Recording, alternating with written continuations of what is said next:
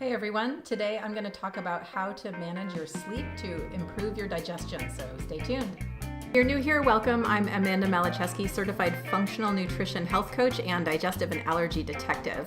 I post videos every single Monday about how to manage your digestion and allergy challenges naturally. So go ahead and subscribe and make sure to hit the bell to be notified when I post a new video every Monday. So I consider getting a good night's sleep an absolute non-negotiable for any health challenge that you're experiencing, especially digestion. But what if you're not already having a good night's sleep? So today I'm going to share with you my top 6 tips that I share with all of my clients to help them get their sleep back in order. And using these techniques, I was able to get one of my clients, Dee, sleeping way better, and this totally helped their IBS symptoms. So you can do this too. Let's get started. Step number 1 is to get your bedroom in order. This is super important to set up the environment for sleep to happen ideally. I want you to make sure your room is tidy and clean. Make sure that it's a little on the cool side for sleeping.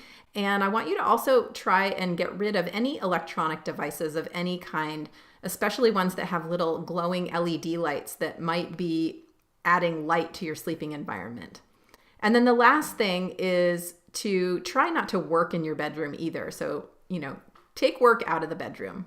Step 2 is to practice good screen hygiene. This is such a huge issue for all of us. We're all using devices all day long, but this is a problem because that blue light from our phone or our iPad or even our television, though a little less so with the TV, is telling our brain that it's daytime. I know this is a huge ask, but what I'd like you to do is at least try turning off your device for 2 hours before you go to sleep. And if you're not sure that this can really make a difference, just do an experiment and give it a try for about a week and see if you don't sleep better. The other piece to electronic hygiene is to make sure that you are turning off your Wi-Fi router at night and setting your phone or iPad or whatever's right next to your bed into airplane mode. This just makes sure that that device isn't reaching out and trying to pick up a Wi-Fi signal all night long right next to your head. Step 3 is to completely darken your environment. And we already touched on this a little bit with the LED lights, but the other layer to this is to either really cover up your windows with curtains or blackout curtains, or the other approach that I really love is to use a sleep mask. And this is the one that I use. It's called a Manta. It's like a goggle style sleep mask. And I'll tell you, this one change dramatically helped me sleep better. Just making, I live in the country. It's not dark out. There's no lights around, but the starlight and the moonlight actually makes it pretty bright in my room without curtains. But my husband and I, we like the sunlight to come in the morning. So this sleep mask has totally changed my life. And I'm not an affiliate for this or anything, but check it out. What do you do to help yourself sleep better? Tell me about it in the comments below. Tip number 4 is to eat your dinner on the early side, so in the 6 to 7 p.m. range, and then not snack between dinner and bedtime. This just allows your body to be moving the digestion through before you actually lay down to go to sleep, and this can actually help you sleep a lot deeper. And if you're the kind of person that really burns through your food and you get a little hungry right before bed, what you can do is to, instead of eating a giant carb-filled snack right before bed, to eat what I call a protein pill. So just a little protein-dense snack, a little slice of turkey, some salami, a spoonful of peanut butter, some cheese if you eat cheese, just something that works for you that gives you a nice little dose of protein right before bed. Tip number 5 is to make sure you're setting yourself up to get 7 to 9 hours of sleep and to try and go to bed around 10 p.m. I also recognize this is a little bit of a big ask for a lot of you, and especially if you're a night owl, but sleep before midnight is much more restorative for the cells of your body, including your gut. And our body also naturally experiences a slowing down about that time of night, and we often feel tired around that time.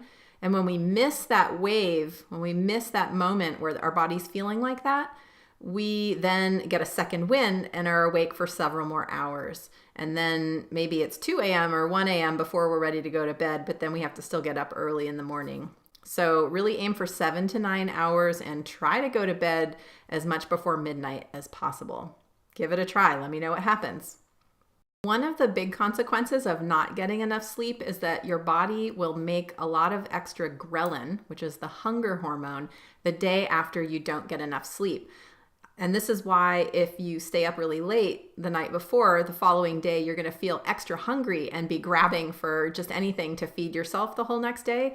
And if you're trying to avoid trigger foods, this might lead you to eating some things that you're trying not to eat to support your health. So one more reason to go to bed early and get enough sleep. My sixth and final and really very favorite technique to improve sleep is to use self-hypnosis recordings. And you can find lots of these in the App Store or on YouTube videos. And basically, you download them and listen to them in headphones right before you go to sleep with your device that's turned on to airplane mode, right? And drift away to sleep. And along with the sleep mask, this technique made a huge, huge difference for me resetting my sleep pattern after my kids had grown up enough to leave my bed. So I highly recommend trying this out. It's really easy, it's free, and it actually just feels so good to sleep well. I'll leave some links below for a couple that I suggest. I hope these 6 tips help your sleep improve, because I know that if your sleep improves, your digestive challenges and allergy challenges and everything else that's going on is going to improve too. If you need some support learning how to use techniques like these to improve your digestion or allergy challenges, I really invite you to please schedule a 30-minute assessment session with me. It's absolutely free. You can schedule that by visiting confluencenutrition.com/contact, and we'll be in touch.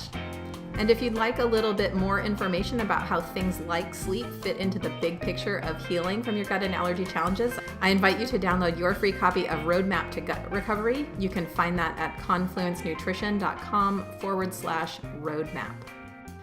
If you like this video, please let me know by liking it below, subscribe, and share it with your fellow digestively challenged friends or family, and comment with helpful if this video helped you.